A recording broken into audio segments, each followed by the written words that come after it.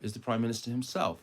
Not that he wants to go, but apparently he's openly saying to advisors in Downing Street, am I not very good at this? Why isn't anything happening? And he's a good man, Rishi Sunak. He's not inhuman, and I think he knows something isn't going right, and he is wondering why. But the Conservative Party being saddled with a good man, but someone who really isn't good at politics, at a time when we're already in trouble, it's the party is in a very dangerous position, and so is Rishi Sunak's leadership. Well, it was 2 weeks ago, John, I came on here and said that I thought it was time for Rishi to go, and partly because he wasn't good at politics. And part of the reason why I came to that conclusion is it's not just about Rishi, it's about the operation he's presiding over, or is allowed to preside over. And we've had this controversy in the last 24 hours with this ridiculous ad about London, which some of the listeners may not have seen, but it's very sort of spooky, very dark. It's sort of very Trumpian, actually, in its sort of catastrophe in Britain, sort of. It's got this weird American voiceover. Yeah. And they've had to withdraw it today because there's a scene of a Penn Station in New York rather than in London. People running around in Penn Station in a panic or something. And now Rachel has a theory that maybe they wanted it to be so controversial that we would talk about it, because if you have a vanilla ad, and I kind of accept that. And we are talking about it. And we are talking about it. But I think Tory MPs it's just another example, and there's there's two or three almost every week of this operation just not functioning at a basic level. Yeah. And I've had 2 weeks to think about me coming on this program. I wasn't exactly prepared to say what I did when I did 2 weeks ago, but everything that's happened since, the people I've spoken to, it confirms me that I'm probably right. Anyone who's certain about changing the Prime Minister again, probably should be certified. But I think definitely on balance, I think it's the Conservative Party are going to take the gamble. And someone who should know what they're talking about told me today they didn't agree with me that it was the right call to make. But they said, I tell you, one person who's quite sympathetic to your view is the Prime Minister himself.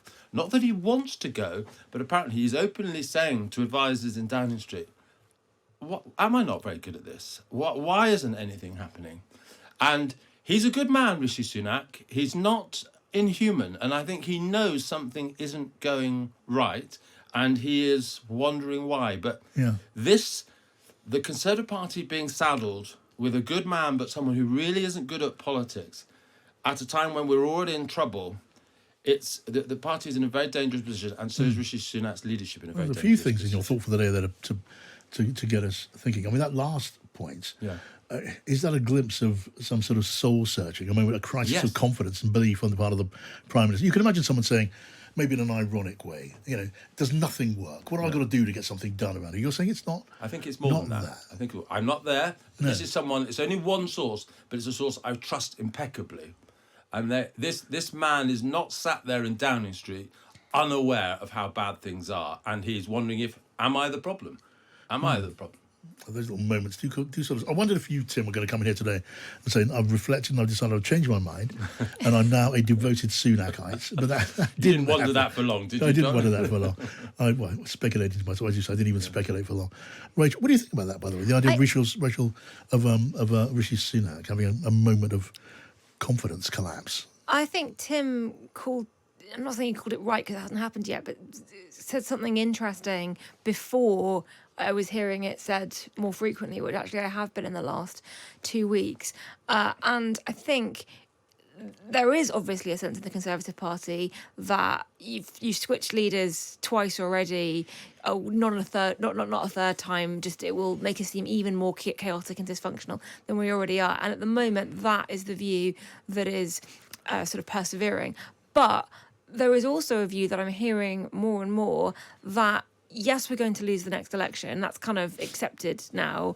But would switching leaders really make us look worse? Would it really have a worse effect on the polls than the polls at the moment? Can you honestly say that if you switch leader and you had Penny Mordaunt or Kemi Badenoch or James Cleverly or someone, that maybe they wouldn't recover a little bit? And I think those conversations are happening. Now, there are lots of issues around that, one being that they can't really agree on who they would like instead. And a number of the people who are the front runners would really rather have the election and then take over as opposition leader afterwards so that the election can be blamed on Sunak.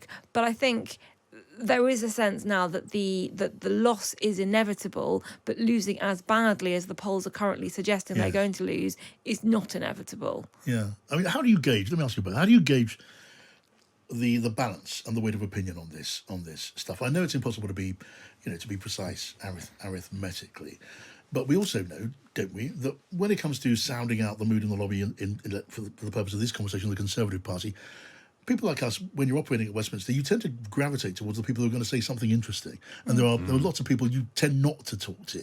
And because you think they're not going to say anything interesting.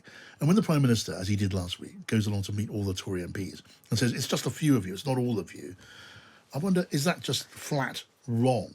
Well, I spoke to a couple of MPs after that meeting, and the general consensus was he did pretty well. And they were even the MPs were measuring it by how much banging on the table there was, and there was less banging on the table than they had expected. And there were some loud voices of criticism, but generally the mood after that, it was a lovely sunny day. They were all out sitting on the terrace in Parliament having a drink, and the mood was like, yeah, he did all right. That doesn't feel like the mood today. So I think maybe the point is that it changes very quickly, and a combination of things going wrong. I think that advert, Tim is right, speaks to a really weird sense of dysfunction, because who are you talking to in there? You're not talking to voters, you're talking to a couple of people on Twitter who are obsessed with this kind of stuff. So I think that the mood can change really quickly, and what was true at that meeting last Wednesday is not necessarily true today, a week later. By the way, I'm hearing, I haven't seen it myself, maybe you have. We mentioned there that a political ad on London where Sadiq Khan, of course, the incumbent mayor, is way over 20 points ahead of his nearest competitor, Susan Hall. But in the West Midlands, Andy Street is the Conservative incumbent. And, well, it's thought that he may have a bit of a fight on his hands. And there's a suggestion, which I've just hearing earlier on, that there's an attack ad from the Tory side in Birmingham, which has also been criticised. Yep, no, that's true. It's just been released. I haven't seen it. But can you blame Rishi Sunak for that? He doesn't vet the ads that go out in city campaigns, Tim. No, but ultimately you're the chief executive of a party as well. He's appointed someone who's, Rick Holden wouldn't be my choice as party chairman. Is he got the best people in these jobs? Why hasn't there been a proper reach out to Boris Johnson still or something? Where's the Tory team? This is the Tory party is potentially at the next election facing an extinction level event. I will say that. Oh, you're in the sort of Canada fear territory now. I think we could. There is a possibility. It's a small possibility, but that the Canada thing or something like it could happen. Where is the great coming together of the Tory tribe and to say, what do we need to do? He sits there in Downing Street with his advisors. There's not much outreach to Conservative columnists and commentators, opinion formers, the general movement. I don't think MPs feel properly consulted on things like the manifesto.